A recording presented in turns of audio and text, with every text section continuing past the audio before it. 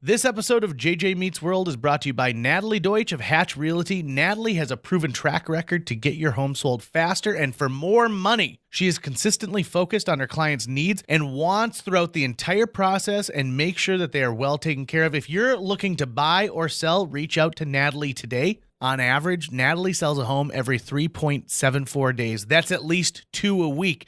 And last year, Natalie earned her clients on average over $4,000 above list price on their homes. And you don't have to take our word for it. Here's some of the great reviews Natalie has received. I was overwhelmingly impressed with Natalie and all the Hatch team. She was very responsive and responded to all of the emails within an hour. She gave great advice and encouragement from the listing and pictures, the offer, and all the closing details. The marketing team knew exactly how to promote my property, and I was pleased by how soon and easily my property received an offer. I was actually dreading selling my condo, and Natalie did such an awesome job that I felt like I really didn't need to do anything. The thing I most appreciated was that she really listened to what I wanted to do and respected my decisions. I would definitely recommend Natalie and all the Hatch Realty team. They made this process so wonderful. That was from Diane. So listen, if you're in the mood to buy or sell a home, give Natalie a call right now. You can reach her at 701-388-9338. Natalie, Natalie, at hatchrealtyfm.com, or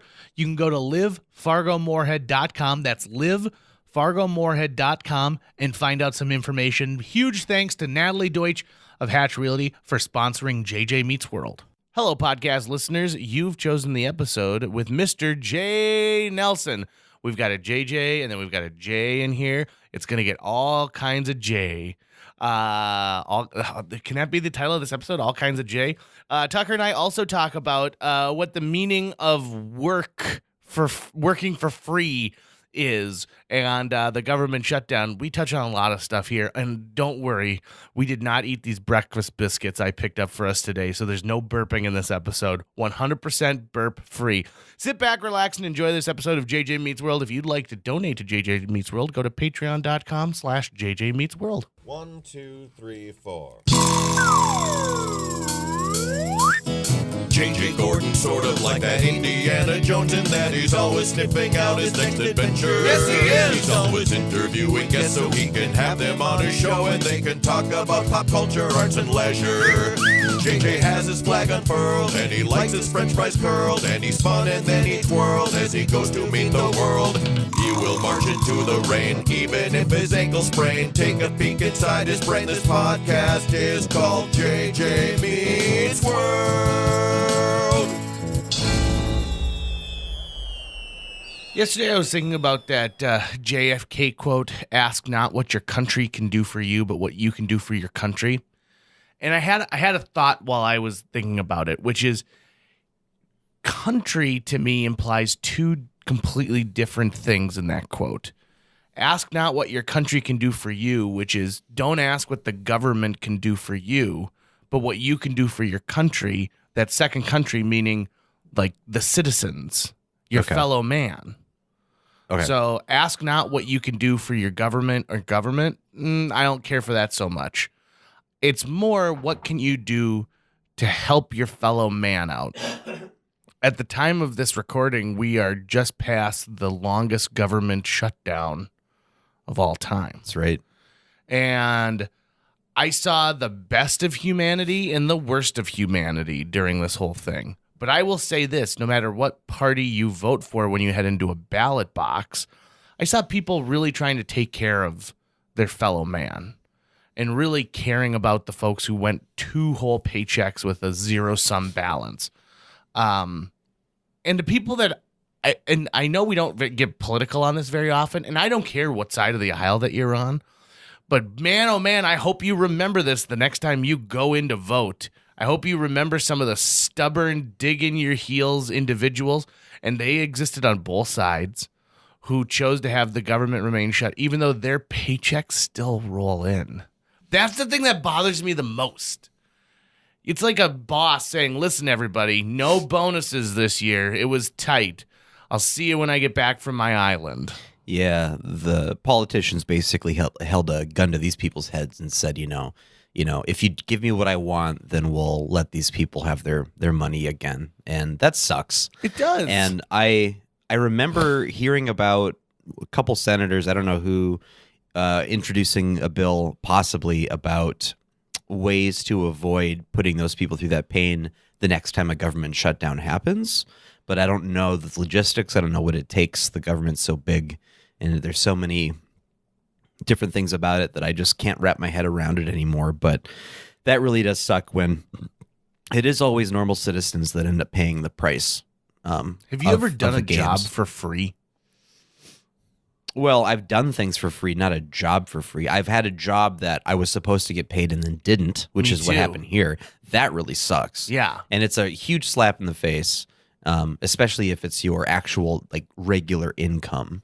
I was supposed to get $90 for standing on the back of a wooden pickup truck trailer made to look like a train car and give tours of Fargo during the street fair. Supposed to get $90. Did this for 2 days. And boy, oh boy, that conductor, he was a lot of fun to work with. That was sarcasm. And I got stiffed. I never got paid for that. Ever?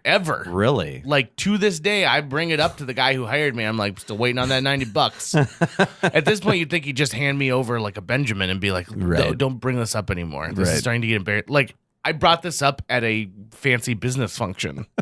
At like a chamber of commerce. No, it's not that. I guess not that fancy. It was a thing that they do out at the fairgrounds for people who have big equipment. But it's still pretty fancy. What about for those of us who only have like modest size equipment, like equipment that's in the size of their body? So you're talking about like you don't have a tractor, but you've got a riding lawnmower? Yeah. Yeah. Well, then I still think gets the job done. You go to a small engine machine shop. There is no big. You have big equipment or a small engine machine shop. There's no middle ground. There's no average. There's like an average one right now. No. There's an average. There's no average, because here's the thing. What my average is drastically different than your average. Like, I could be a Bobcat, but you couldn't be. No. I mean, I've seen some of your equipment. Yeah. And it's definitely a John Deere. Yeah. Oh, yeah. Built to last. It's green. Today, our guest is Jay Nelson. Jay Nelson, who is easily one of the best people on the planet, so much so that it frustrates me at times because he's so good and he does so many amazing things for people in the community that it's like he's reminding us all, like, hey, you could be better. What's that story that Jerry Seinfeld told once about how someone introduced him as the greatest comedian on the planet right before he walked out on stage? Yeah. And then the audience was like, oh, really? Okay. So you've Prove it. Yeah, so now Jay now has a tightrope to walk because you just said he's the greatest person on the planet. You'll find out in this interview, like right off the bat, I ask him about Meals on Wheels. But people let their guard down in these interviews. What if we find out that we didn't realize, but Jay's really racist? Oh, he's not. He's not at all. Okay. He's not at all. All right. And I know that because, like, that'll be the second question I ask. And we'll just... we get into a deep dive with Jay Nelson, who's amazing and awesome. And make sure to stick around for his contact information so that you can contact him if you have any commercial real estate needs.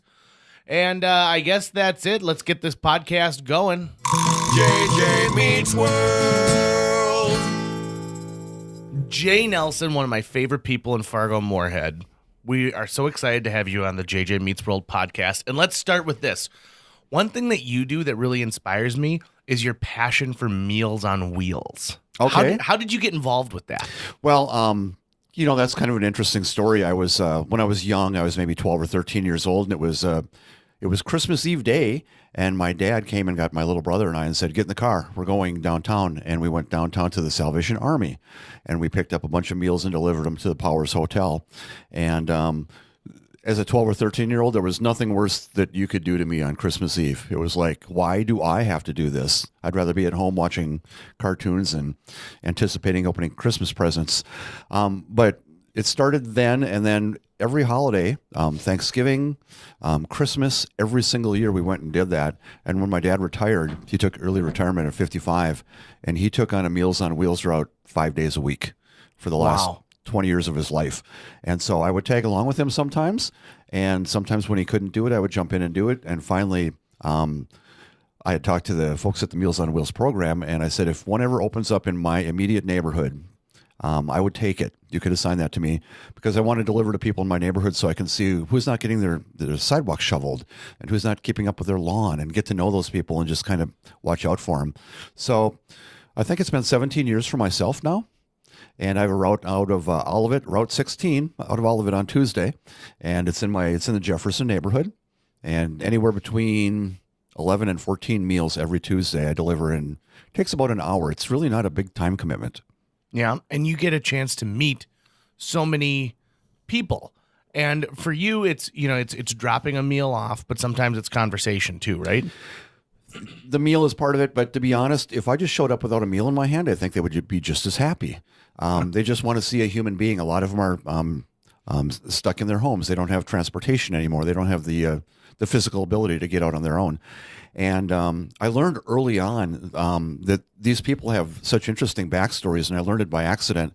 One of my Meals on Wheels clients, I like to call them, passed away, and I saw her obituary, and so I went to her funeral, and I learned so much about this young farm girl that had, come to the big city and gone to college, and her life story, and what happened to all of her children, and I didn't know any of that before that funeral, and so I thought, well, how many other stories are there like that of these people on the route? And if I take a couple minutes every time and talk to them, what stories will I learn?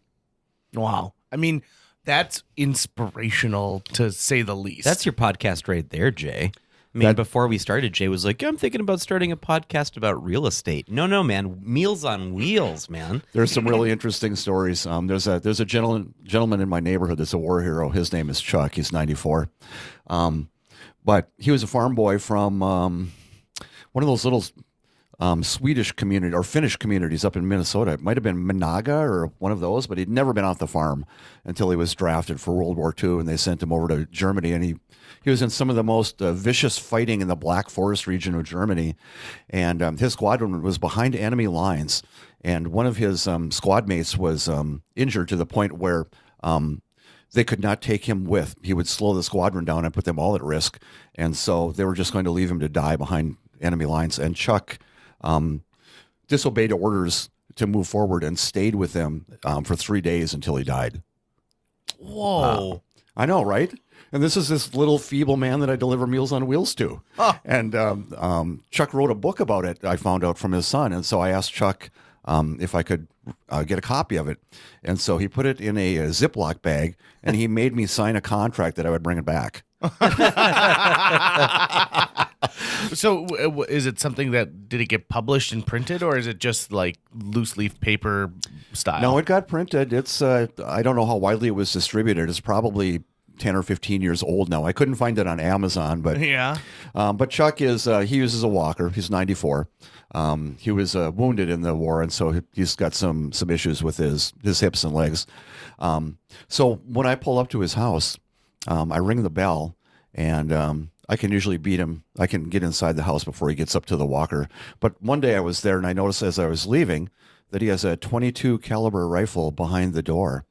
And I asked him, I said, what are you going to do with that? He said, well, that's to protect myself. I said, you can't even get up from the couch. What are you going to do? How are you going to beat someone that gets into your house? You're going to beat him to the gun? Just in case the Krauts show up or something like exactly. that? Is that the idea? That's his self-defense. So, but there's stories like that all over my neighborhood and in every neighborhood from these people that you just deliver a meal to, and you would never think twice about, other than the immediate judgment of, look at that old person. So let's talk about opening up your neighborhood. So you also are an avid Airbnb host. That's true. I've even got a chance to chat with you a few times on the radio about that. Right. Why get into Airbnb? Okay. Well, Christy and I, my wife, Christy, we bought a house in the Jefferson neighborhood in 1985. And when we bought it, we were a young couple and on a tight budget. And it was a historic house built in 1907, but it had been converted to multifamily. There were 2 apartments upstairs. And so our mortgage at the time was, I think it was like $603 a month. But each apartment was cranking out $200 in rent. So essentially we were living there for $200. And we rented those apartments for years until our kids got to be teenagers. And I had to deal with the kids that once you turn 16, you could move out of your bedroom and you could move into the next available vacant apartment. And so my son's now 34 and he's still in his apartment. And we love having him there. My daughter moved into an apartment and then she got married and moved out. And we didn't want to put it back on the market as a rental apartment necessarily. And so we thought about the Airbnb concept, and my wife loved the idea of having a variety of people come in and stay with us and meeting new people. And I was all about the numbers, and so I was running the numbers and trying to figure out, what does it rent for? How many days does it rent for? What's the competition look like? How much work is it? And we finally got it up and running in May of 2018. I think we had our first guest, and it's been going gangbusters since then. That's awesome. And it's you leave a very special treat in the fridge from our neck of the woods, right? Whenever someone checks in. Right. Most of the people that we've had there, we learned early on, most of them are, I would say 70% of our guests are visitors to Fargo. They're one and done. They come here for a specific reason. They're never coming back. And some of them come for marathons, and some of them come for funerals and a whole variety of reasons. But when they do come, we want to make an impression and remind them that they have been in Fargo. So all of the artwork in the suite is Fargo-based, and in the refrigerator are Fargo microbrews. And anytime we can put some Fargo touches, snacks, that kind of thing, we try to focus on Fargo-based, products. That's pretty awesome. And you have a Fargo-based podcast, JJ Meets World, just playing on repeat. Yeah. When Yeah, they that'd come be good in too. and they can't turn it off, they always have to listen to it, right? Well, if you've used Airbnb, and I have as a consumer as well, you can stay someplace and never meet the person that owns it. I mean, that anonymity exists where there's lock boxes and you communicate through the app and you never see that person face to face. So that's one way. Another way, the more traditional couch surfing version of Airbnb is you're staying in a bedroom in someone's home and sharing common space with them, their kitchen, their bathroom, that type of thing. Because ours is a separate apartment, you would never have to see me if you didn't want to. But I like to meet people and give them a little bit of a tour, because I like to give them my short Chamber of Commerce elevator speech of the places that I like to frequent in Fargo. And why this shouldn't be a one and done community for them. Right. I mean, you can go anywhere in the country and you can go to the franchise flagged operations that you see in Southwest Fargo. And there's a need for that. I get it. There's consistency, and you know what to expect when you go to Olive Garden and Red Lobster, and you might not know what to expect. Four Applebee's. And right, but you might not know what a Toasted Frog or a Boiler Room is. And so maybe we can send people to those locally owned entrepreneur type businesses that otherwise they might have missed. Can you give us that elevator speech quick, like a little piece of it? Usually what I tell people is that because of the location of our house, you can walk to the coolest urban bar in downtown Fargo, the Hodo, from this place in 15 minutes. If you want to borrow my bike, you can get there in 5 minutes. I do a little bit of Uber driving, so if you get overserved, you can call me. I'll come and fetch you.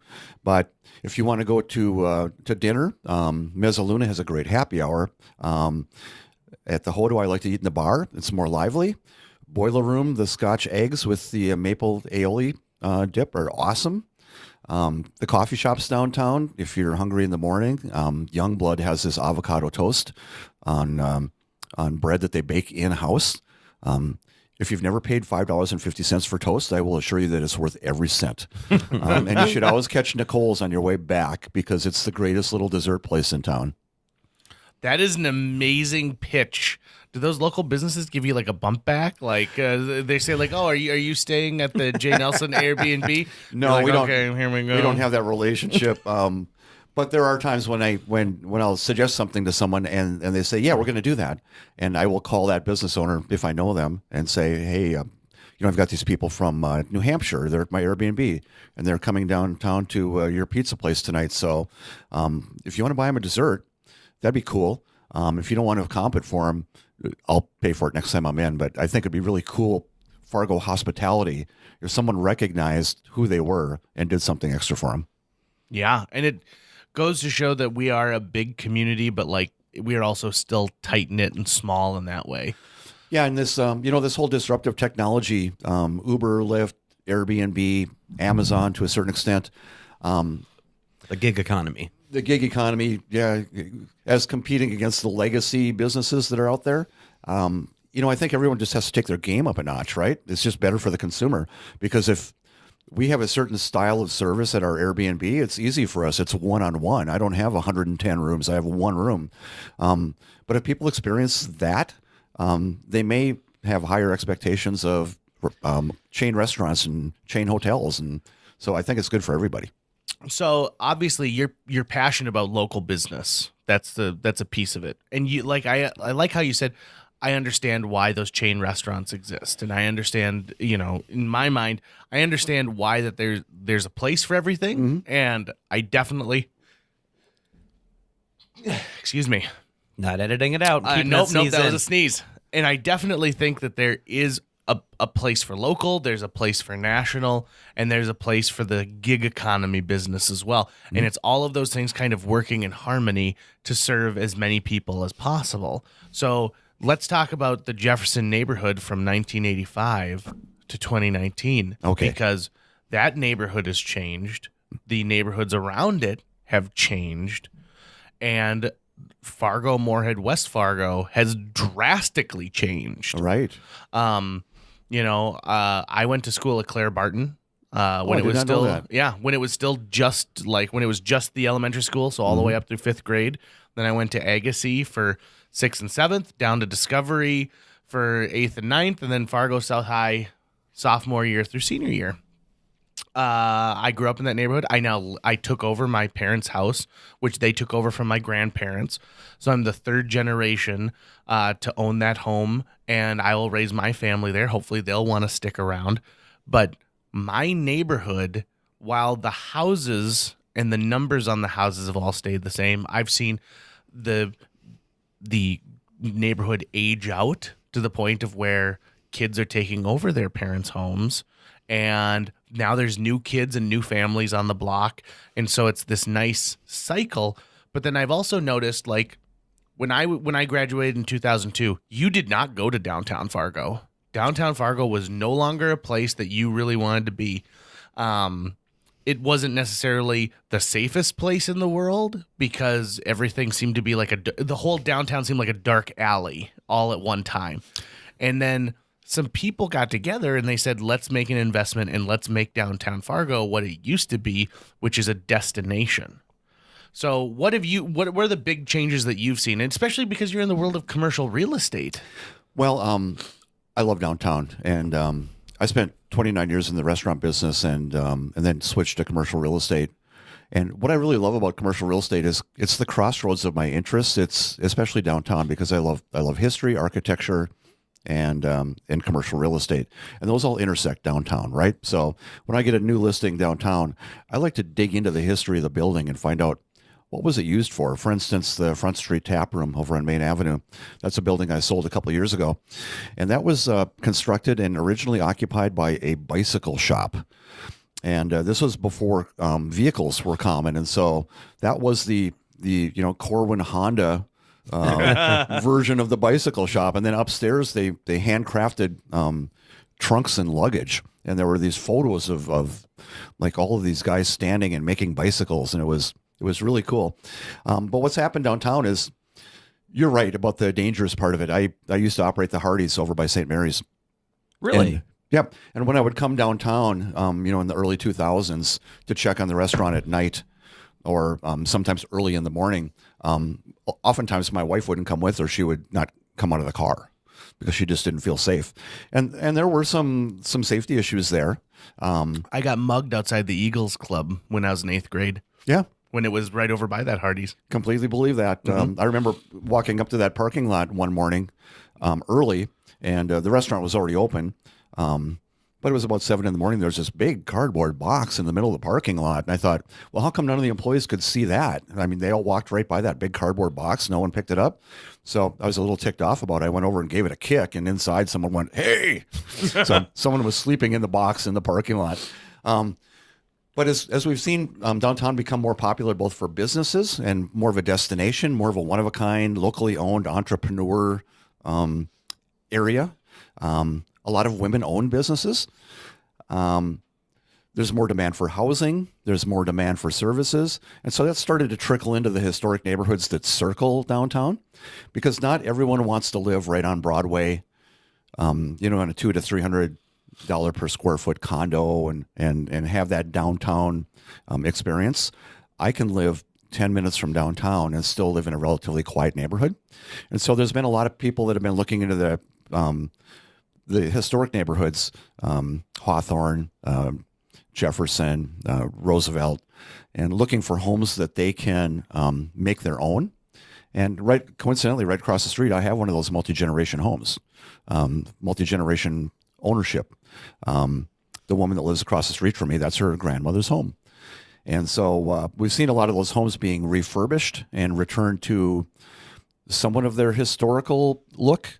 And in the Jefferson neighborhood, we just completed a historic overlay in a certain section of Jefferson, so that it's an additional building code requirement that you can't use certain materials that would not be consistent with the home's construction originally. And so, because that protects the entire neighborhood, when people talk about historic A Street, they're not talking about a street that has a lot of vinyl siding and, you know, campers parked out front.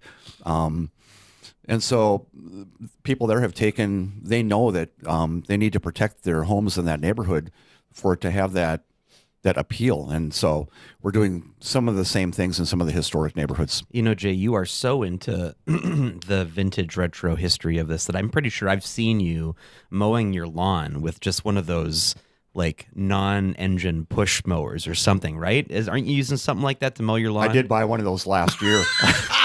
I only live a few blocks from you. I did not know that. So yeah, I'm living in my mom's house right now. Well, she's out on the coast working, and so I'm only a few blocks away from you. And every once in a while, I'll just end up I'll take your street, and I'll just see Jay out there with this thing, and I'm like, it looks labor intense to me. It's a little bit more work. As compared to the power mower, mostly because it's not as wide, but also you're providing, you know, the manpower to push it. But to be honest, I've mostly mowed my backyard with it, because when I get it out in the front yard where people can see it, yeah, and they're walking by and they go, "Hey, what is that?" Oftentimes they'll say, "You're like, would you like to try it?" You're like Tom Sawyer whitewashing the fence, and he convinces everyone it's Exactly. a good time. Is there anything you have to do to keep it sharp? Yeah, that's it. This particular one is self-sharpening, and I have to lubricate it before and after each use, which is, you know, it's like spray some WD-40 on it. But it doesn't mow as precisely as a power mower, but it's a much more zen experience mowing with it. Okay. It takes a little bit longer, maybe 50% longer. I have a small lawn, so that's usually, 20 to 30 minutes to mow it anyway. But it's quieter, and but it's not as precise. And I told my wife when I bought it, I said, our lawn is not going to look professionally landscaped this year, but it's not going to be shaggy. But, it won't be to the standard that I would usually do, but I'm not using any gasoline-powered equipment on it this year. Right. Like you said, it's more zen, right? Hearing the... Yeah, exactly. And to be honest, it's 30 minutes where I can just kind of let my brain flatline and not have to worry about checking my messages or, responding to somebody's demands. I can just go out there for 30 minutes and just listen to the click-clack of the blade.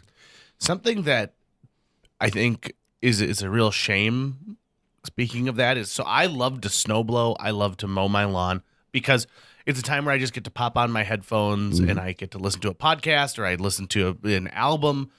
And because Apple's really not making iPods anymore, they're making iPhones that have the iPod, all the space built in. I get blung, blung, blung, so I know when there's a message coming in. I know when there's a text message. So I pulled out an old iPod this summer from 2004, and I started listening to stuff off of that, which was really great because, A, it was a time machine. Right. Because I got to go back to be like, oh, JJ, what? Are you serious? Like, this is Tullycraft was your favorite album that year? Oh, man.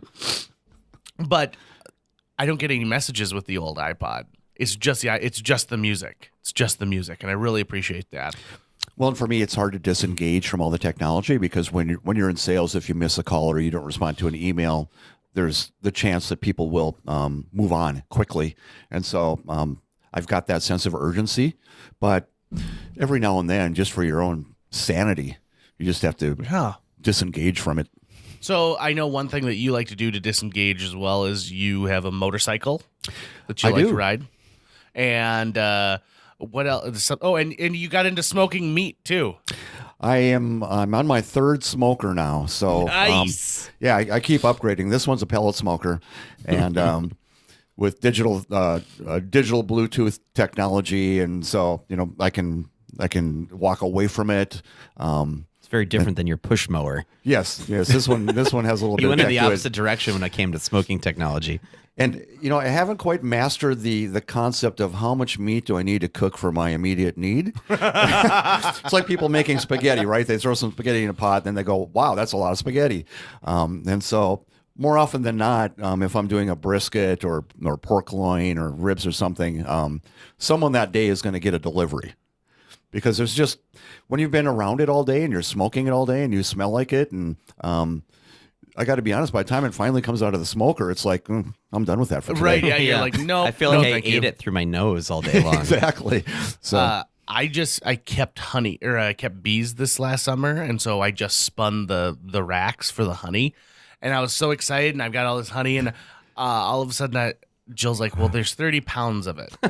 And I thought, I go through a jar of honey once every 3 years, maybe. So I thought, well, I'll make some barbecue sauce. And Jill goes, well, no, because you've got 30 pounds of honey. By the time you add the other products to make barbecue sauce, you're going to have 60 pounds of barbecue sauce. Why don't you just give some of this away? And I thought, yeah, I should. And I was shocked at how many people were just like, honey from our area? Yep, I'll take it. So I am splitting it into smaller jars now. But I like being able to bring that to people. It's a fun thing, isn't it? Especially when it's spontaneous. And so it's like, hey, I was thinking of you. Here's some brisket. The closest I ever got to doing anything like that was I found someone came up with an approximate recipe for Subway's Chipotle sauce. And then I made a batch of it, and then I put it in mason jars and gave it to my friends. It's the closest I've ever gotten, but it was delicious. Did you buy the mason jars? Did you have to go out and get I jars? bought the mason jars, yeah. Good for you. Yeah. I think I only made like 3, though. Wasn't a big amount. One for me and like one for a friend. My first thought was, well, maybe I really should giving. Maybe I should sell the honey, right? Maybe I should put like $1 amount on it. And my ultimate feeling was like, no, I'd rather just give it as a gift. Exactly. And But if we ever create like the JJ Meets World gift shop as part, you can always have some honey by JJ. Yeah, exactly. Be like, this is to sweeten up that tea while you listen to episode 66. That's the Santaland Diaries episode. Is it really? That is. Oh, look at that. Well, okay, so this is a good transition. So, Jay, you're also pretty active in the theater world. I know you're on the FMCT board right now. Actually, it's my 6th year on the board, and I'm the president of the board, and I'm term limited, which is good by our bylaws. So my reign of terror ends on June 30th. But I'm really excited about what's happening over there. We've got we're taking some risks with some summer education and programming. There was always this thought that no one's around in the summertime, and so it's hard to make anything work in the summer. Isn't that the worst, urban myth of Fargo Moorhead is that, well, no, there's 105,000 people in Fargo alone. They're not all going to the lake. No. That has persisted for a long time. I remember back when Irv Iniger was at NDSU and he was working on getting the city and NDSU to partner on building a baseball stadium so they could bring a minor league baseball team to town. And the blowback was that, well, who's going to come watch a baseball game in the summertime in Fargo because everyone's at Pelican Lake? And I think we're 20 years into the Red Hawks now, and it seems to be working out okay. Oh, absolutely. And Ribfest is thriving. The Red River Valley Fair is posting some of the biggest numbers they've ever had. That's the thing. Like, it's not every weekend. Like, people are like, hey, it's the summer. I'm going to go to the lake this weekend, but probably not the next couple. So, yeah, it's sort of silly to think that. Don't try and do a variety show on the 4th of July. Sure. That one is probably going to be a hard sell for you. But people are looking for stuff to do. Yeah. And I think it's that mentality of, well, everyone leaves during the summer that ends up costing business and people opportunities. They just kind of give up. And there's no point in it, not whatsoever. When I look at Sammy's Pizza during the summer, that place is packed to the gills. And sure, would those people also enjoy a Zorba's pizza? I'm sure that they would, but they're not going to drive all the way down to, Perham to go eat at that. They're going to eat at the one right here in Fargo. And it's just like what Jay was saying about upping your game. If your game is good, people will come for it. And so, brain fart. I was a lake guy for 20 years. We had a lake cabin. And so when you have a lake cabin. What lake were you on? We were on Devil's Lake by Perham. It's kind of between Perham and Frazee. It's a 210-acre lake, so nice little lake. But for 20 years, I would tell people, because people would call me, right, and they'd say, hey, we're going to Duluth for Blues Fest the third weekend in June. Do you want to go? And I would say, no, I have a lake cabin, and between Memorial Day and Labor Day, there's 13 weekends, and I have to make the cabin pay in 13 weekends. I pay for it 52 weeks a year, but I have 13 weekends there. And so for 20 years, I skipped a lot of cool things that were happening in urban areas. And when we sold the cabin and came back to Fargo for the summer, it was like, hey, I can go to the golf course on a Saturday in Fargo and get right on, and then I can go to my favorite restaurant and get right in. Yeah. So it's great. I love it. And so that's what we're kind of doing with FMCT's summer programming. Is just we need to test and see who's available to do shows and who's available to come to shows.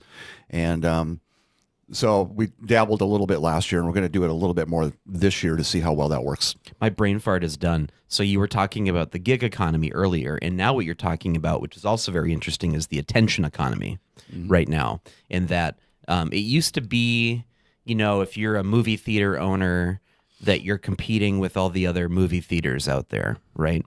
But now you're competing with absolutely everything someone decides to do with their attention. You're competing with every bar special that's being offered that night. You're competing with Netflix that night. You're competing with Hulu that night. You're competing with the stage shows that are going on that night. You're competing with the movies at the other movie theater. And you're competing with people just using YouTube.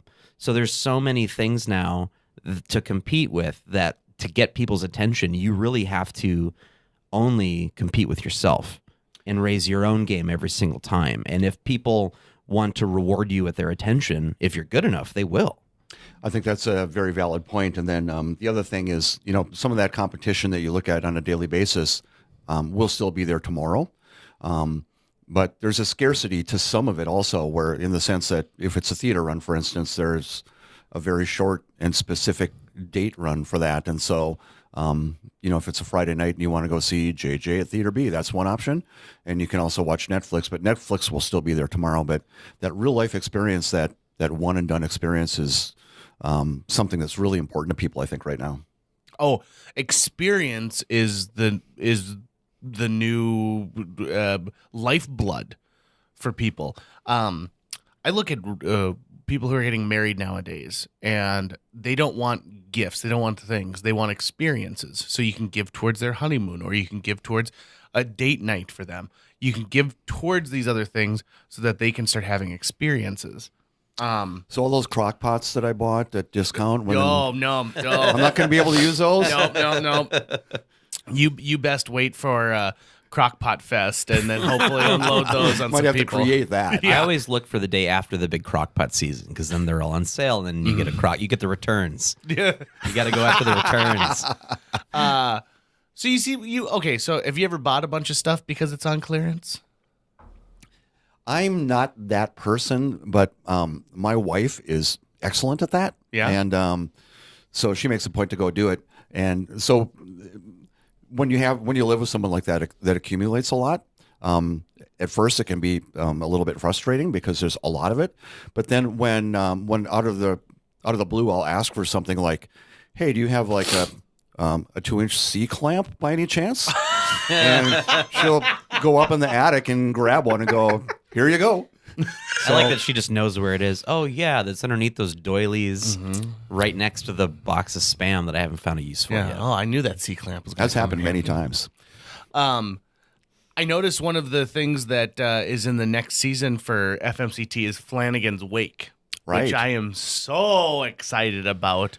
Good. That is such an interesting choice. Some of my favorite theatrical experiences that I've ever had are interactive theatrical experiences. So one of the reasons I decided to do Santaland Diaries is Tucker made the pitch to me, which is like, listen, this is not a one-man show. This is a dude and then the audience. And so the show will change depending on the audience. I saw Tony and Tina's Wedding when I was 14 years old in the Twin Cities, and it blew my mind to think you could see this show 20 times and never get the same experience and never see everything that's taking place. For years, your friend Bill Lucas and Tucker's dad and I have been working on, that's a nice way of saying this, a ripoff of Flanagan's Wake, but it takes place at a Lutheran funeral. Well, Dad even directed me in Tony and Tina's He Wedding did? at FMCT. Yep. And if you've never been to one of these interactive theater experiences, it is a blast. And don't worry, I think some people think, oh, well, I don't want to be in the spotlight and I don't want to be, part of the show. I just want to sit there and I want to watch. You can have that passive experience, or you can have this brand new experience. So I'm so glad you guys are doing it. I'm excited about it. Adam Pankow is our artistic director, and he's the one that came up with that. I think the intention is to do it at our second site, 6 Broadway, but it's also during St. Patrick's Day. Perfect And timing. So I think it's going to be a lot of fun. I can't wait to. I haven't read the script, so I don't know exactly what it's all about, other than he described it as Tony and Tina's wedding, but it's at a funeral. Is there a show that you've done that really sticks out? Have you always been into theater? No, I haven't. This is actually, I'm kind of a latecomer. I went to my first audition in my life a little over 5 years ago, and it was a bucket list item, and I kind of accelerated my bucket list because of something that happened in my family that made me realize that I'm not going to have forever. So I went and auditioned for a show just to cross it off my bucket list. And to be honest, I'm not even a theater guy, really, or hadn't been. I lived close to that theater for since 1985, and had only been in there like once or twice in my life. But I went and auditioned, and the amount of talent in that room that night just blew me away. And I went home and I told my wife, I can't wait to get tickets for this because there's so many talented people in the room. And then I got a call the next day from the director that said, "You're in." I go, "You know what?"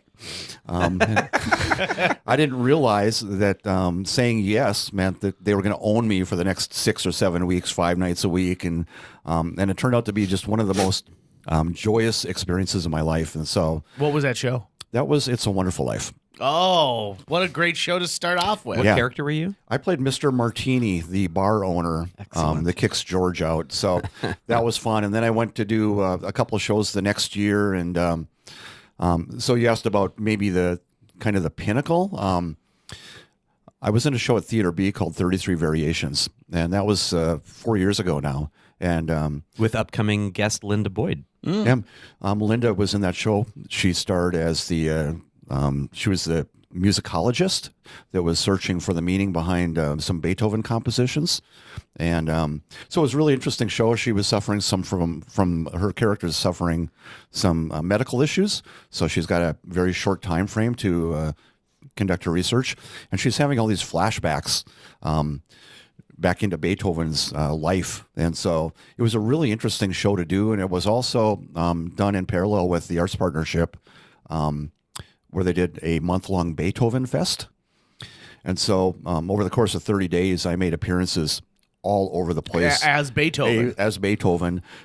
Your hair was really on point for that. Yeah, we got it specifically styled for that show. But I remember one Your day. wife loved that. Yeah, oh, yeah. One day I was out at West Acres. This was one of my gigs during Beethoven Fest. Was I would go to West Acres on Saturdays from noon to 4 and wander around and in costume and hand out these. We had these little booklets. They were called passports, Beethoven Fest passports. So each time you went to a Beethoven Fest event, something at the library or a movie at the Fargo Theater, you get a stamp and you could turn this thing in at the end and win a prize.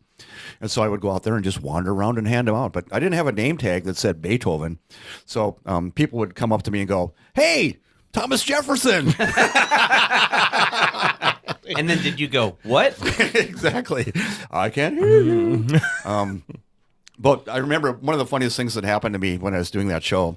I went to Caribou Coffee near my house at the Hornbachers on South University Drive one morning, fresh out of bed, So sweats, my hair's sticking up. And I'm standing there waiting for my coffee, and there's this woman in the produce department about 30 feet away, and she starts yelling at me, hey, you, I know you. I go, oh, me? You know me? She goes, yeah, you're Mozart. That's closer than Thomas Jefferson. Yeah. And I thought, well, at least people are starting to think about classical music. But there was one scene in that show, it was my rock star moment, where we actually had a live pianist on stage, Dr. John Roberts from Concordia, and he was playing the Beethoven compositions. And there's this one scene where I'm composing one of these compositions in my head, and I'm just walking around the stage by myself, almost like I'm stark raving mad, just composing this, and he's playing it as I'm composing it. And I'm calling out all these musical terms, like the sforzando, and then he would play in that, whatever that meant. I don't know what any of that meant. And so that was like a 2.5 minute, like a Mick Jagger kind of a moment, right? And so because I don't know anything about classical music, I found the music and I found the script and I put them together. And then I went over to Linda's office and I said, you got to help me with this. I don't know what these terms mean. I don't know when I'm supposed to say them because I have to say the term before the music changes because he's responding to my command, not the other way around. So timing is really important. So I just memorized it, played it, did the words over it as Linda had dictated where they should go, and just memorized it and did it like 500 times. And the first time that I did it for the cast, at a rehearsal like 2 weeks before we opened, they just stood up and gave me a standing ovation. I thought, I got this. This is going to be great. And then the next week, Tech Week, they bring the live pianist in, and he's playing it at a completely different pace. Much slower. And it's a hard piece. It's intimidating. I get it. And so I went to the director, Brad Delzer, at the time. I love Brad. And Brad said, don't worry. He's afraid of it.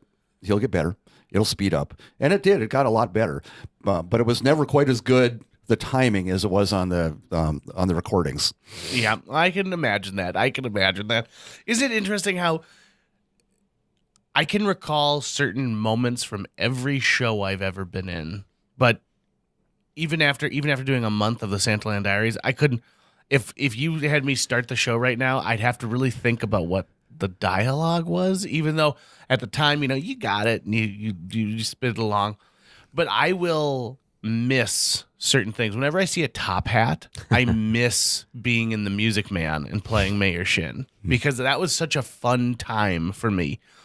Something I think people don't know about theater is, so you come and you watch a show, and it's fun to watch and take it in, and you hear music and singing if it's a musical, or there's that dramatic moment or that second where you just bust a gut laughing.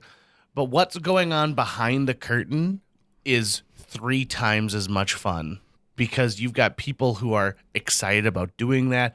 The camaraderie you make with the cast. My wife doesn't do theater at all, and she's never been a part of theater, so she doesn't understand what that is.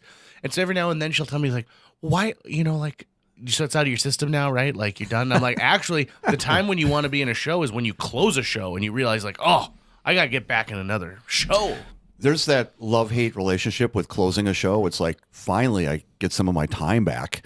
And then, because a lot of times you close on a Saturday or a Sunday and you have strike, and then you're done, and you take a couple of days and go, man, now I'm going to get some other things done. I've got all this free time. And about the third day, it's like, I need to find something to do because I'm just sitting on the couch. Yep, exactly, right? What made you get into the world of commercial real estate? Well, interesting story. My partner and I had 15 Hardee's restaurants, and so we're part of a franchise organization. And, when you're a franchisee, you don't get to make all your own decisions. A lot of them are dictated, and that's because you're part of a bigger thing. You're part of a chain, and there's expectations and consistencies that consumers expect. And so sometimes decisions get made for the good of the chain that aren't necessarily good for your restaurants. So you're like, fried chicken, no. Fried chicken, Soup, no. Hardee's was it's a primarily southern-based chain at the time, and so fried chicken was huge. I actually got really upset as a kid during the fried chicken wars because I thought that Hardee's commercials were really mean to KFC. I just remember as a kid complaining to my mom, like, I don't want to eat fried chicken at Hardee's, because we used to go to the Hardee's by St. Mary's all the time, right? Because that was after church. We would walk across the street to Hardee's. And I refused to get the fried chicken because I was like, they're mean in their commercials to KFC. And why are they trying to do fried chicken? They're a burger place. Right. So shame on you, Hardee's. Shame on you. I'm sorry. So some of those decisions that got made didn't necessarily translate well into our operations. Adding chicken to restaurants was $75,000 per location in terms of remodeling and equipment. And then because we're not a big, the frequency of eating fried chicken in our market, according to the data, was like once every 21 days. And in Virginia, North Carolina, and South Carolina, it was like once every 5 days. And so it was not a great product for us. And they kept making a lot of decisions, and I get it, that were for the good of the chain that were detrimental to us. And so we started selling restaurants. And I hired a commercial realtor to do that. And after he sold about half of them, he came to me and said, what are you going to do when I sell all your restaurants? And I said, well, I never really thought of that, because I thought I was just going to be the restaurant king. And I was going to be, at 45, I was going to be on a beach in Maui with a Mai Tai. And once a week, I would walk out to the street and get my checks out of the mailbox. Be like, there's the beef. So he encouraged me to come and take a look at commercial real estate, commercial specifically, because I've got a business background. And so I did that. And then I got my license, which I found that when I got my real estate license, that it was like the lowest bar possible to become a quasi-professional.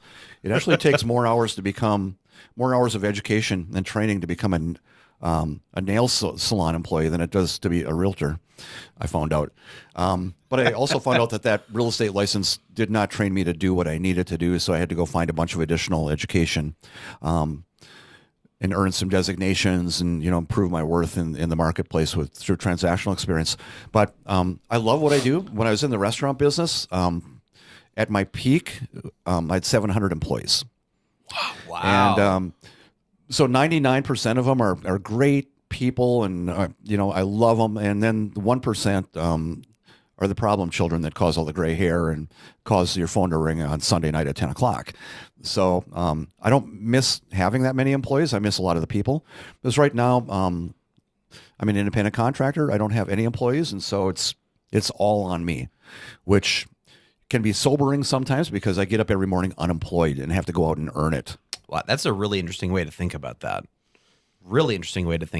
I've done a lot of freelance work in video, and I still do it from time to time, although now I have a regular day job. But yeah, that is the feeling every morning when it's like, I have to figure out how this is going to work today. I have to. There's no choice. It's sink or swim. And I've learned through experience, because I've been doing it for 15 years now, because all of my income is transactional based, and transactions are not always that predictable. So there are mornings when I get up, when I know that I have on my calendar today that I have a closing and I'm going to get a check. And I have days when there's nothing on my calendar that indicates that I'm going to get paid for the next 4 months. But I know that if I get up every morning and go grind it out, that there will come a day 4 months from now where I will look back on that day where I didn't think that I was having any impact. And I will know that day was pivotal to getting paid. Do you think that the business world of Fargo has changed in the last decade, as far as new businesses opening here, people taking the leap to start their own business? That's an interesting point. There's a segment of commercial real estate called business brokerage, and that's huge right now, because the leading edge of the baby boomers are retiring, and a lot of them are selling their businesses. So there's that, but there's also the locally owned entrepreneur businesses that pop up downtown and in other areas that I love working with those people, because that's someone chasing a dream, right? And they've cashed in their 401k or their retirement plan, and they're going to make that thing work. So it has changed. But what's happening more broadly with Amazon and some of those disruptors also has an impact. But from the world of commercial real estate, there's an awful lot of people in Fargo right now. I would say if you're younger than 40, you have never probably experienced the ups and downs of the commercial real estate market. And it doesn't go up forever. Right. And in their lifetimes, it has. And so when the correction comes or when something happens, it'll be interesting to see how they react, because a lot of those folks, some of them feel like they have the golden touch, and some of it is just luck that you were here at this particular time. Well, again, going back to downtown Fargo, in 2002, a building, you could buy a whole building for $75,000. At which time you thought, $75,000 for a piece of junk building downtown? No, thank you. But if you had bought it at $75,000 and just sat on it for a while, you could probably sell that thing for $850,000 now. Right. The market's changed a lot. And if you look at what happened in the 90s and early 2000s, we still have a lot of asphalt parking lots downtown where there was the $75,000 building, because that $75,000 value is in the value of the land. And so you could buy the building, tear it down, throw down a little asphalt, and rent out monthly parking, and that thing would cash flow. But you lost a piece of our history when you did that. And I get that. So, we've got these missing teeth in our downtown, these parking lots that need to be filled back in with buildings. And so we've seen some new construction, which is great. Block 9 is, the biggest and most obvious one right now. But there's people that are taking these old buildings that have been around for a long time and lovingly reinvesting in them as well. And when you get into them, and when you walk through them, and when you tour them with people, and you show them some of the small features that have been retained from 100 years ago, that's part of who we are. I'm always sort of nostalgic for yesteryear Fargo and some of the stories that people will tell you about it. But even the yesteryear that I remember, or that my mom remembers, or that my grandfather remembers, it just changes all the time, right? And so even though I'm nostalgic for it, it's not like DeLandrecies will ever come back. It's not just the way it was the way you were. Right. It was the way you viewed the world and soaked it in for the first time. It's that feeling, that nostalgia that we're missing, for sure. I bank at a place on 25th Street that I am nostalgic when I walk into it, and it's not even the same building. They tore the building down and rebuilt it, but there used to be a to-go spaghetti place there. I remember that. Do you remember that? I do remember that. Yeah. It never seemed like anybody else was ever there, but you could drive through and get spaghetti and meatballs, and I thought that was pretty darn cool. Is getting spaghetti too darn inconvenient? Stop that in. But even that, do you remember Mount Fargo? Do you remember when they were trying to build that? I do remember that theory. Yeah.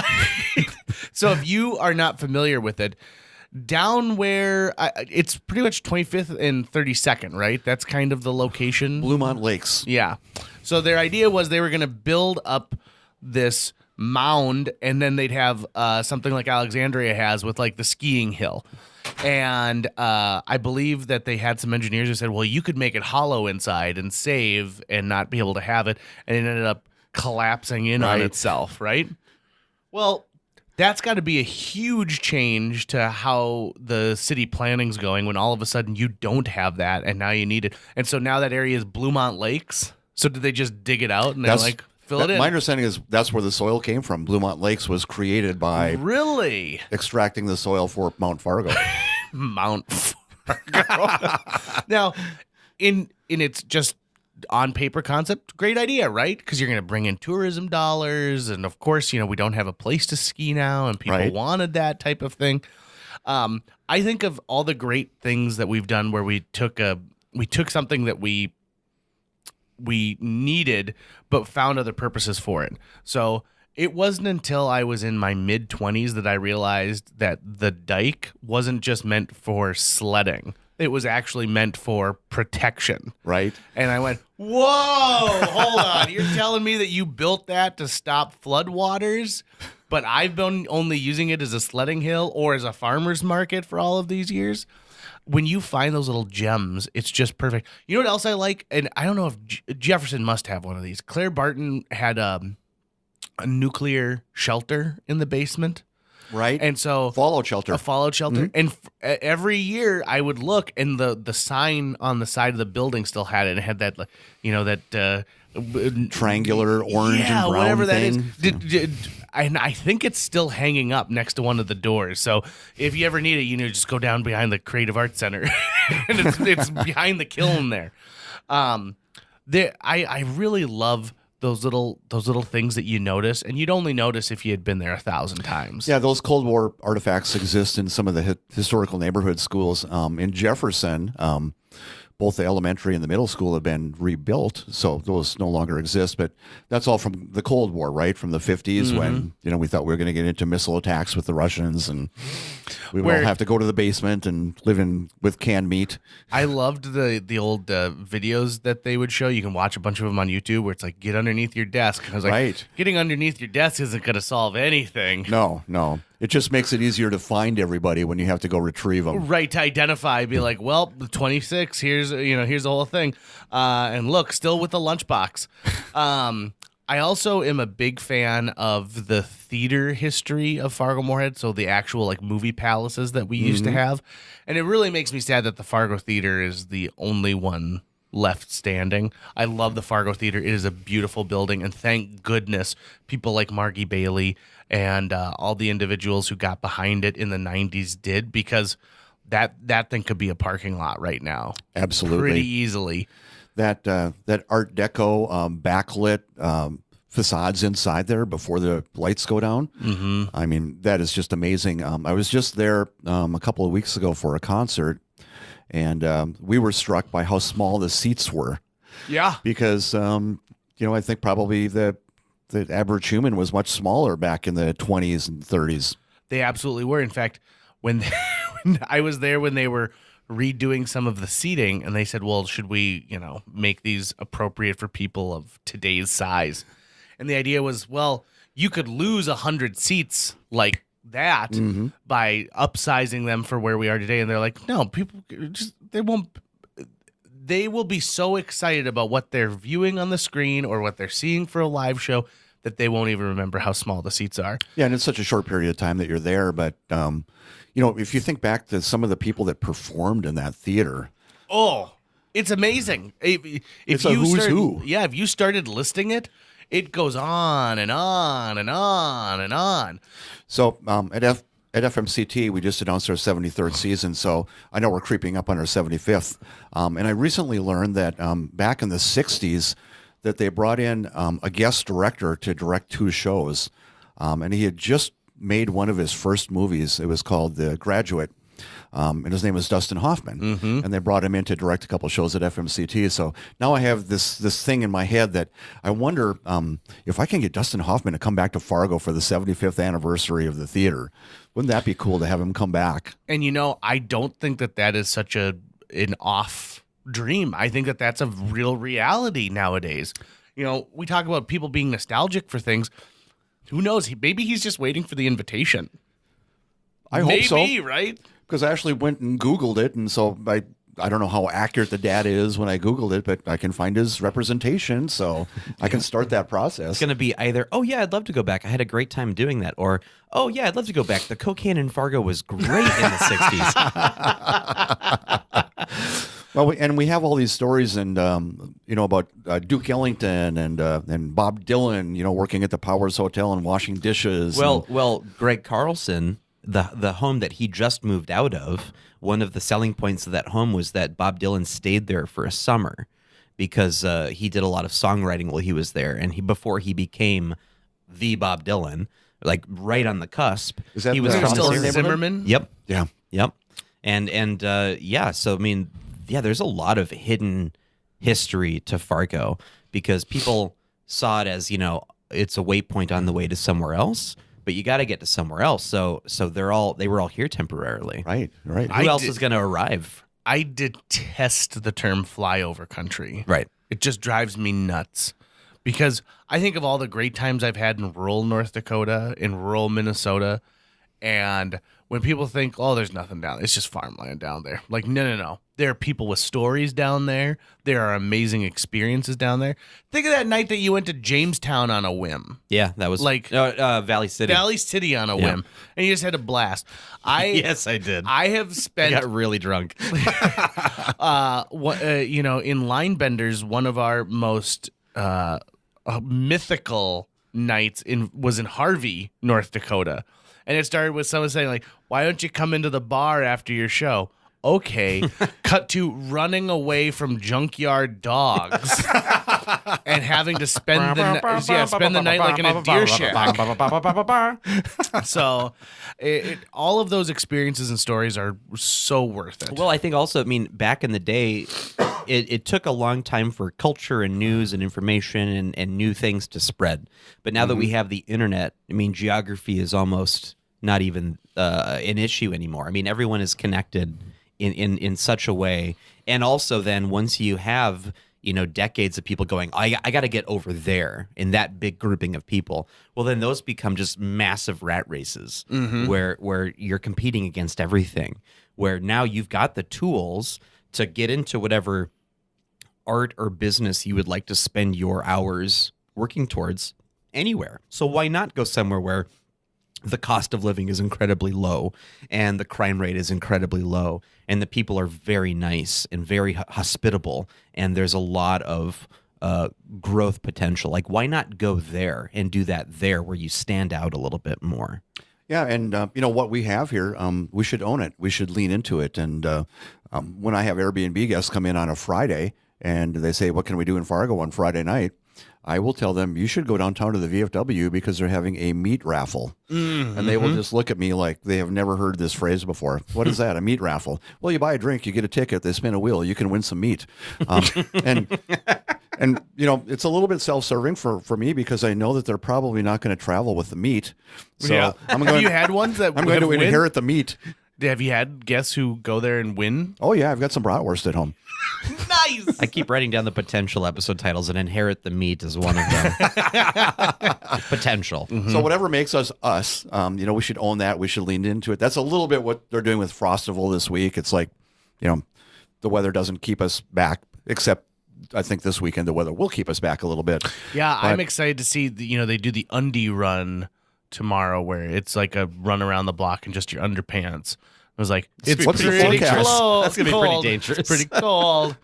I also, you bob around quite a bit too. Have you ever, Fargo, the movie is an interesting calling card to have when you're meeting someone for the first time from outside the region, because they assume that that's the movie is the representation of who we are. And don't get me wrong, I think they get a lot of stuff absolutely right in that movie. I like the movie. Me too. Oh, yeah, it's good. I like the TV series. I think they did a wonderful job with it. But it is fun to tell them, like, no, I don't ride a horse to school. No, we have indoor plumbing.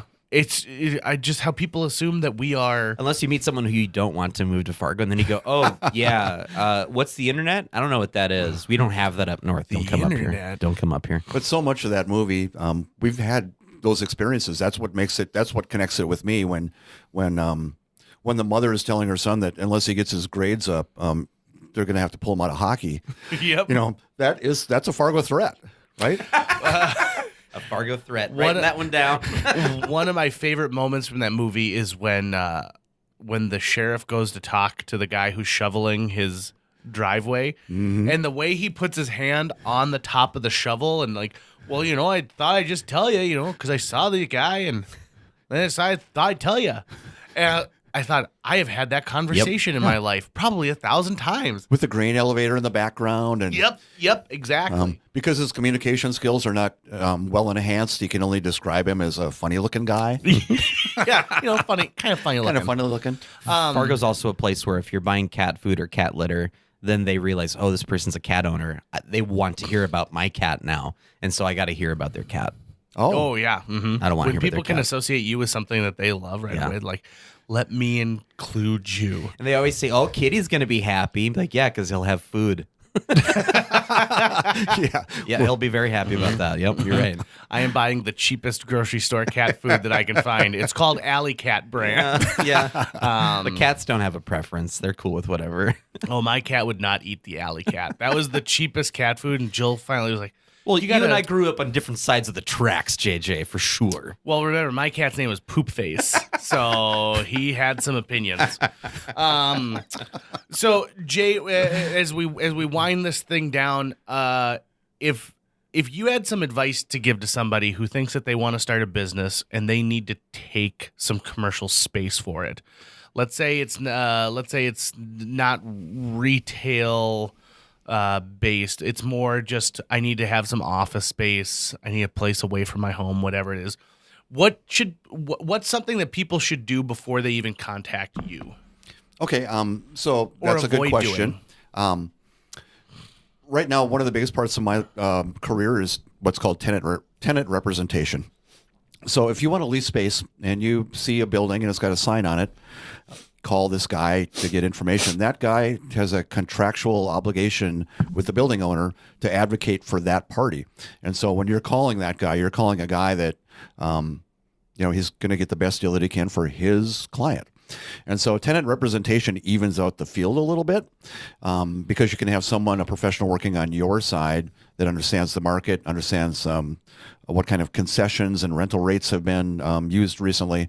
But to make that whole thing flow quickly, to be ready to move quickly, a couple of years of personal financials, if it's a new business, some solid projections. You should have a roster you should have a team on your side, an attorney that can review a lease and can do so quickly and cost effectively. An insurance agent that can meet the insurance requirements that are going to end up in the lease, a good commercial realtor, and if any work needs to be done, a good contractor. So you should kind of have all of that ready, because if we go and find a space for you and the landlord says, well, I want to see financials, and we go, well, we haven't really thought about that. Why would you want to do that? Oh, you want to make a credit decision? We should be ready on our side because it just looks more professional if we can have all of that ready to go if it gets requested. And right now, in our market for both office and retail, the vacancy rates are probably the highest that I've seen in my career. And so it's an excellent time to be a tenant because you'll have lots of options and you'll have the ability to be fairly aggressive in the offers that you make. Because landlords are professionals, right? They do this for a living. So they understand that if their space has been available for, a certain number of days on the market and they don't like your offer, you're not offering what they are asking, they have to ask themselves, if I don't take this, when does the next one come? And will it be any better than this one? And so I'm telling landlords now when I'm representing tenants that, this is our best offer. And, we'll give you, a day or two to think about it, but, this is the best we can do. Sharpen up your pencil, see if it works. If it doesn't, we get it. That's great. But we also know that your property, because it's in the commercial MLS and we track days on market, we know your property's been on the market for 400 days. So we know what you have not realized in terms of rent collected, and we realize the operating expenses that you're paying instead of a potential tenant. So just think about that a little bit. And, if you don't want to do the deal, we completely get it. No hard feelings, but we have to move on. So from a tenant standpoint, the best clients that I have right now are the tenants that do not fall in love with bricks and mortar. They are willing to shed one option and move on to the next one quickly. Interesting. So home is where the heart is, and home can be anywhere. Yeah, and commercial real estate really comes down to, it's mostly about numbers. And when we're out touring space, I always tell clients, there's 4 things that you should be thinking about. You should take some notes because we're going to look at 6 or 8 in like 3 hours. So it's going to be a blur to you later. So take some notes now. But location is the first thing. The functionality of the space, how it's laid out. Does it work for you? Does it need to be changed? The financials are a big part of it. We're gonna do some serious financial research to find out what it's going to cost you to live in that particular space. And then we need to consider who the landlord is, because at the end of the day, unlike when you sell something, a check goes to one person, the keys go to the other. You never have to see each other again. When you sign a lease, you're married up with that individual for a certain number of years. And so we want that to be a good relationship, and we want to know that that person's responsive to you as a tenant and appreciates you as a tenant.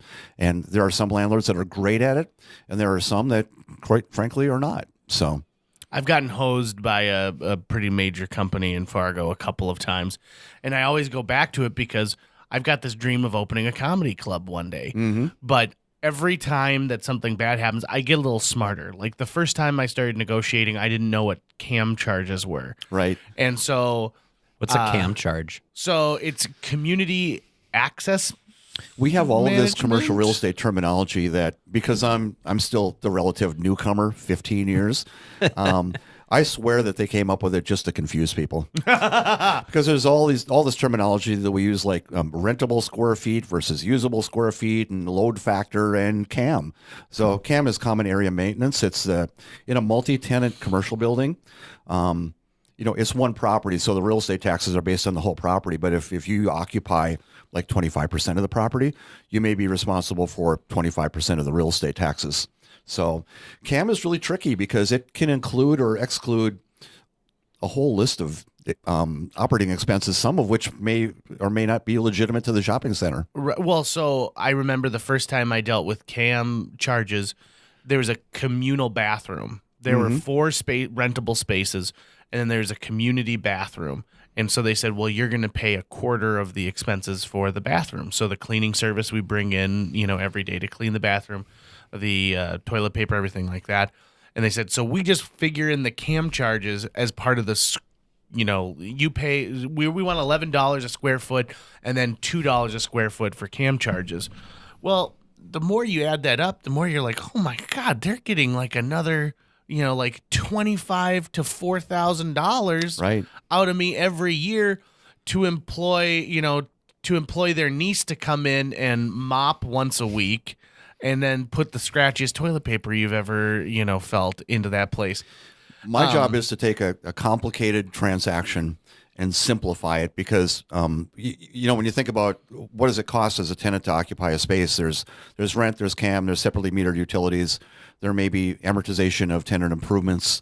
There may be some concessions in there for rent or rent holidays. And so what my client always wants to know is how much is the check I write out each month? Yeah. And so, when we're looking at multiple properties, because commercial properties they're unique. It's rare that there's 2 similar properties. So you have to take apples and oranges and kind of get it all into this more measurable common formula. And but that's what people want to know is what is the dollar amount each month? I don't care how you get to that calculation, whatever that formula is, tell me how much it costs. Right. I don't need to see the line item. I need to see the, what's my number at the bottom. Yeah, exactly. And then, there are certain types of tenants that, comedy club, for instance, draws traffic, right? So in a shopping center, that can be either good or bad. You use a lot of parking. So, but you're also using it at night when the shopping center typically might be more quiet. And if there's other businesses in the shopping center that might benefit from that traffic, a restaurant or a bar or something like that, you may add value to that shopping center for the owner because that strengthens his other tenant, makes them more likely to extend their lease or stay longer, or maybe even pay more rent. So, that's another aspect is what do you bring to the shopping center? What's that value? And should they then reward you with a lower rental rate because you're adding value to the rest of their tenants? And one thing I can tell you about using a service like yours is I am a very emotional person. Like I tie emotion to the money and sweat equity I'm about to put into it. Whereas, and in the couple of times I've talked to you on a professional basis, you'd be like, you gotta be willing to just walk away. And so I remember sitting down, doing all of that math, making an offer to move into a place that's just across the river that used to have a Herberger's in it. I think we all know what we're talking about here. Right. And I made the offer, and it was the most I was prepared to pay. So it's the most I was both prepared and able to pay. And they got back to me within 5 minutes, said, nope, not interested. Not at all. Like, you're not even close to the number we need. And I was deflated. and I was sad. And I thought, that this was going to be it. And I put in 2 months of work. And so then they called back a week later because they lost another tenant. And they thought, well, we got to activate this space. And they said, okay, well, we'll go with that. And I said, no, now I'm telling you no, because you weren't willing to go with me on this journey last week and you need me now. And so The leverage is shifting under your feet. Right. And to me, it was my chance of being like, no, you weren't, you weren't willing to do this a week ago. So you really don't believe in this. You just want the money. But that's because I tie all that emotion into it. Right. Versus, if you've got someone and you might have said like, listen, this is a good deal. This is what you were looking for. I don't consider myself a tough negotiator. I've had people tell me that I'm a tough negotiator, but I'm a fact-based negotiator. And so if we have other options and they make sense for us, I'm not afraid to tell a landlord that we're going to walk, but I don't do it in a threatening fashion, and I don't do it unless I mean it. And that's why the best clients for me are the ones that are willing to walk away from a deal and move on to the next deal, because it's just about numbers. It's not, I don't love bricks and mortar. I love what happens at the space, and so we can find another space for that beauty to happen. When you're not negotiating from a weak place, you're negotiating from a place of information.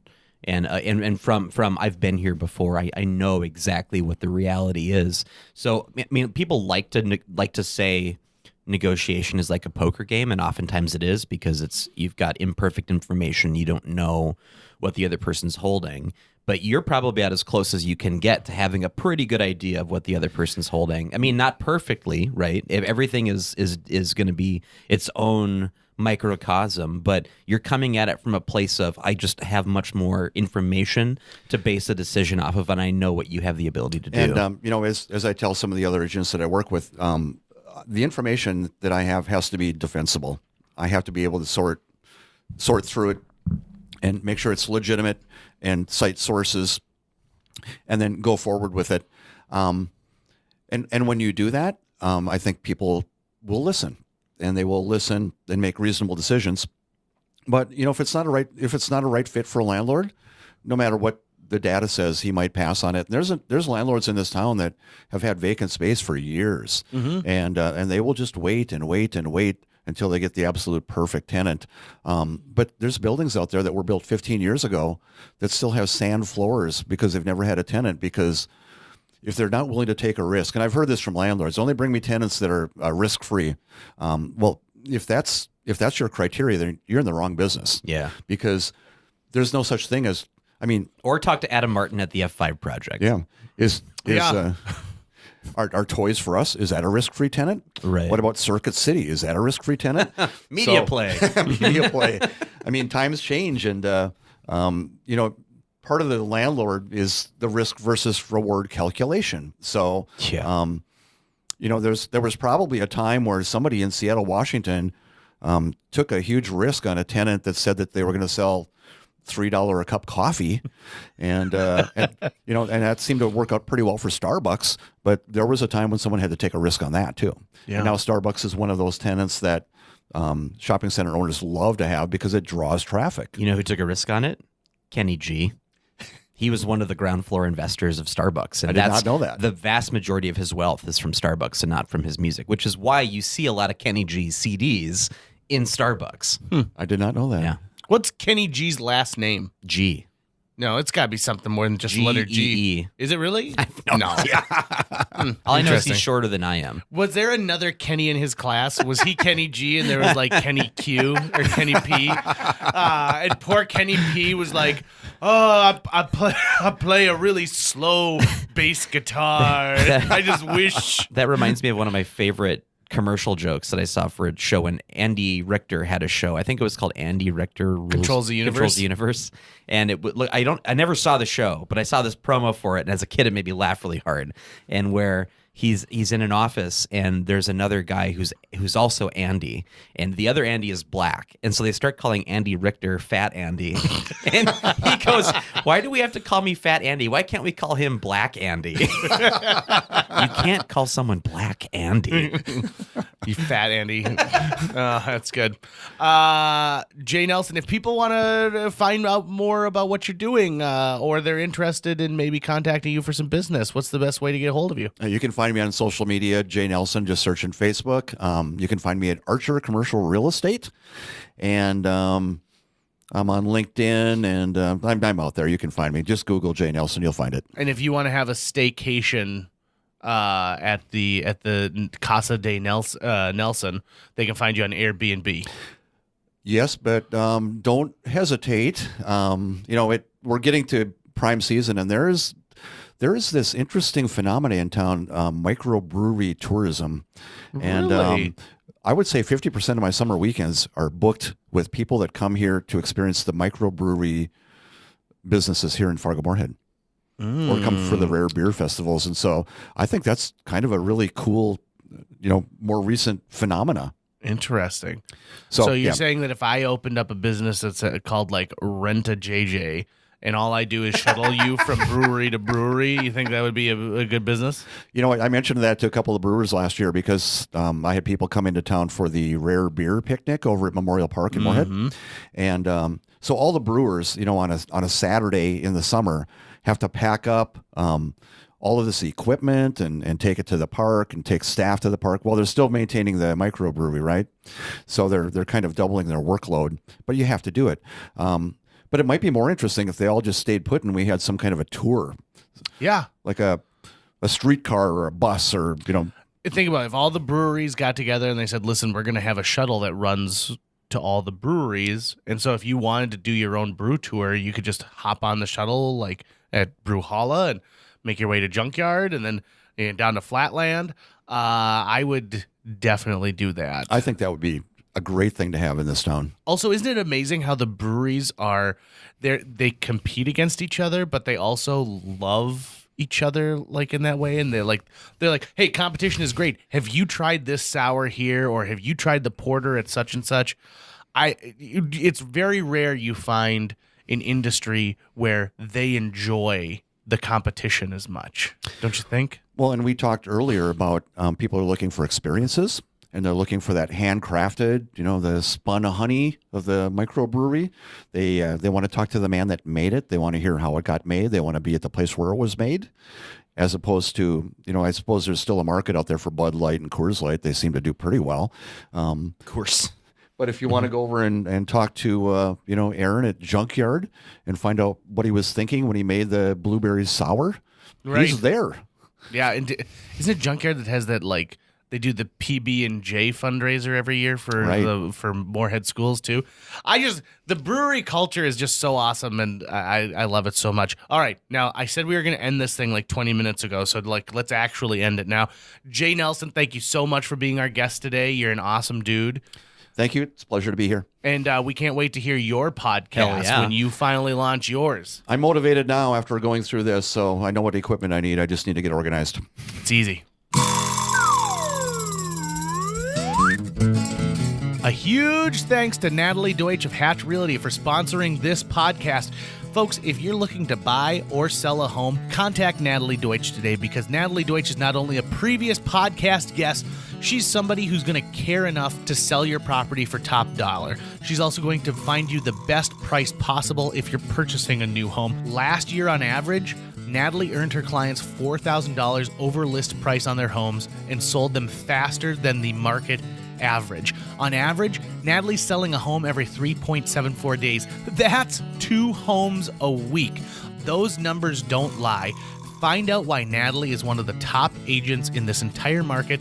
Get a hold of her today, Natalie at hatchrealtyfm.com.